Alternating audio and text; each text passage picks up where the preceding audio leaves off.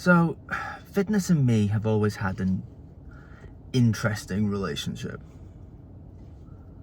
I've always kind of wanted to be, but it's always been difficult to keep it going. So when I was younger, I was a colossal nerd, right? I still am a colossal nerd, let's not lie about that. But I was that kind of stereotypical, slightly chubby kid, slightly geeky. And then we were always kind of active, rode bikes when I was younger, as you do. I played a lot of golf when I was younger, but really only started taking it properly seriously about 16. And me and my dad used to go to the gym after I finished sixth form for the day. And realistically, the reason why I did that was I was going to uni.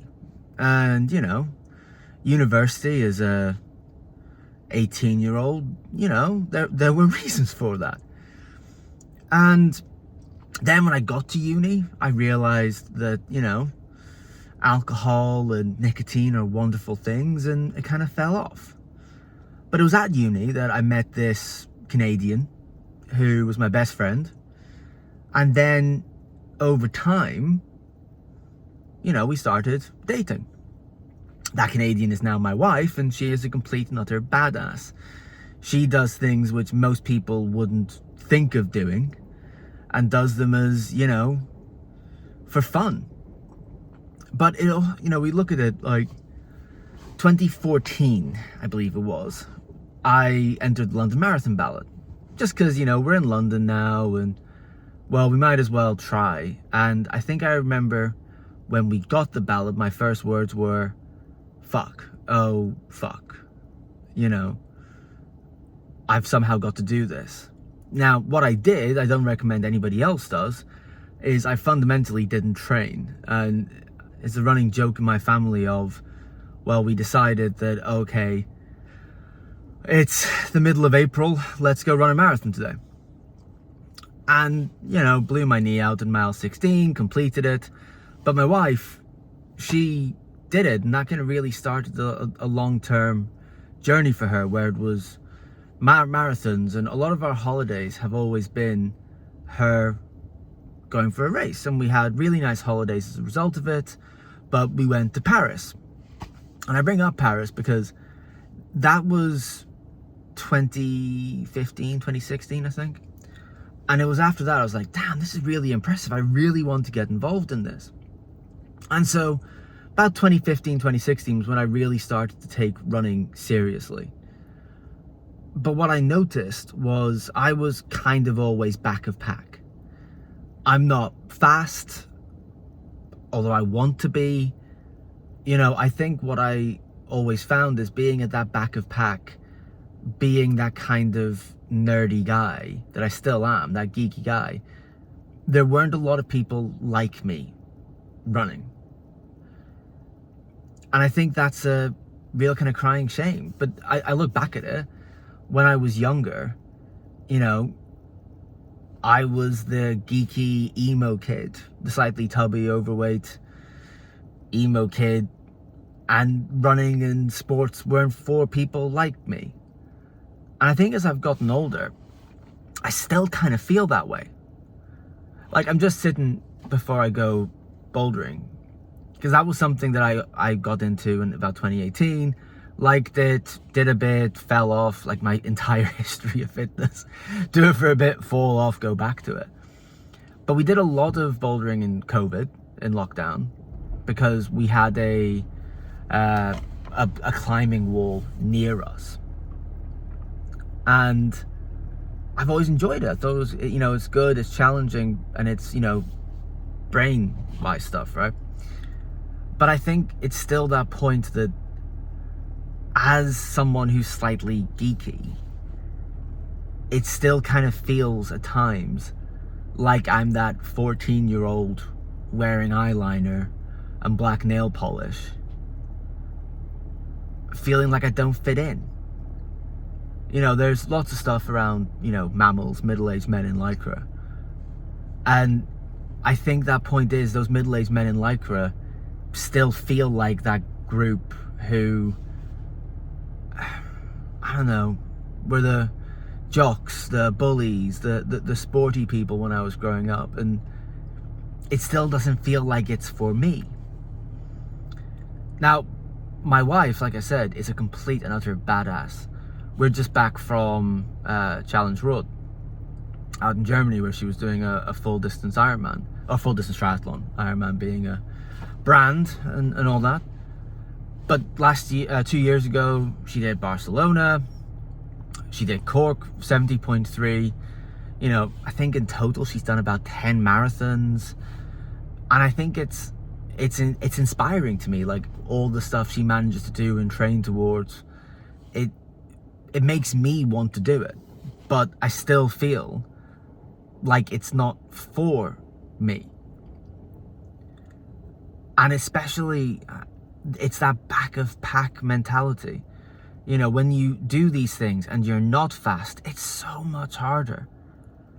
And there's no real support for it. So you kind of feel like if you go to, I don't like going to running groups because their slow pace is my fast pace, right? And it's a shame, right? Because we know how good fitness is. We know how, you know, important it is to be fit, to be healthy. We know that it's just a generally good thing. But it's really hard to maintain it. It's really hard to be incentivized to do it. And I think when you get there, if you feel like the odd one out, it feels even more awkward. You don't get that high. You don't get that excitement. And I know, as someone who has been back of pack, like at the end of the race when you're running and they're removing the barricades, when you're seeing everyone walking past with their medals because they finished an hour ago and you're still slogging away, it's bloody hard. So that's what this is. I am a geek and I want to get going. And what I want to do with, you know, Geek Gets Going is highlight that it's an iterative process. You know, if you play video games, you know, or you should know, especially single player campaigns, about New Game Plus. And like I said, I've been off and on and stop for basically the past 10 years. But every time you get back to it, it's slightly easier. You're finding it slightly easier. You know what you're doing a bit more. That comes with downsides, you know, like injuring yourself when you think you can do something and you can't. But that's what I want Geek Gets Going to be, is that point of it is for the people who weren't sporty as they were younger. It is for everyone. And there is a place where you can do it without having to be, you know, a 4-minute, 30-kilometer athlete, or, you know, somebody who can ride 100 miles on a bike exceptionally quickly. I think it's more important that we do the things, we try, and we have that space and community to be able to do it. And yeah, basically, I want to do this content creation to give me a motivation to keep doing it, to keep trying, but also to do it in a way that I like, gamifying it, keeping it kind of nerdy, doing those kind of things. Because this is the bit they don't tell you. Everybody at these events is a colossal nerd. They have Strava, they have their Garmins, they have these things where they are analyzing this data so absolutely, looking at their power meters, looking at their splits, looking at their cadence. They're nerds and they don't realize it. So for me, what I want to do is try to see if there's that brilliant intersection between geek and exercise, to bring that point and to show that, you know, a slight, maybe more than slightly overweight at the moment, but, you know, an overweight middle-aged guy can do it, and anyone can do it, and really kind of have that that, I don't know, history, that show, that incentivization, you know. Because at the end of the day, fuck it. Why not? I think I hope that by kind of sharing this and showing this, that it, like, I don't want to, you know, sound like I've got some kind of like savior or messiah complex here, but I want to help show people that it's not scary. You can do it. And at the end of the day, it's all about just beating yourself, not other people. And it's not judging yourself against other things, and really trying to bring that standardize that back of pack, and to say, look, it doesn't matter if you come in last, you did it. You got there, you did it. It doesn't matter if you know, can't climb a V6, you're still climbing. And so what I'm going to do with this is, it might be more short form content, it might be more long form content. You know, I record myself climbing to know where I'm messing up, so I can share videos like that and talk through what I was doing and talk through the kind of training I was doing, you know, show some of my routes, show some of my running. You know, I forgot how to ride a bike, so I need to get back to doing that if I want to do some of the stuff I want to do.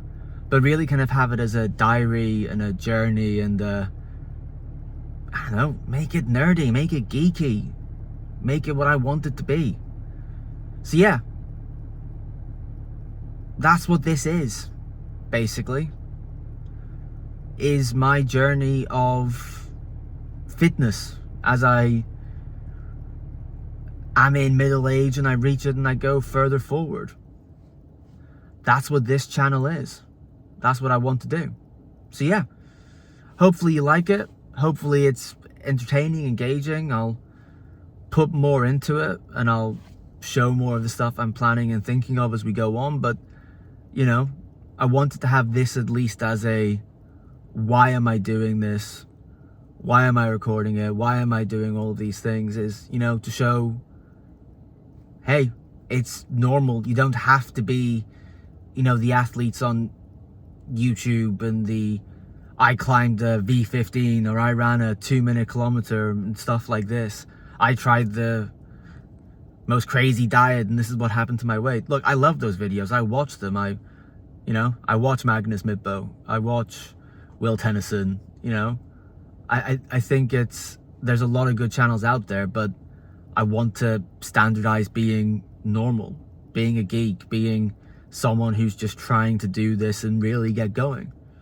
So yeah, that's it. Hopefully you're along for the ride. I don't think there's going to be a lot of editing. Like, this one probably went on a bit too long. I'm just going to upload it as it is, as I sit in the car before I go climbing. Yeah, so there you go.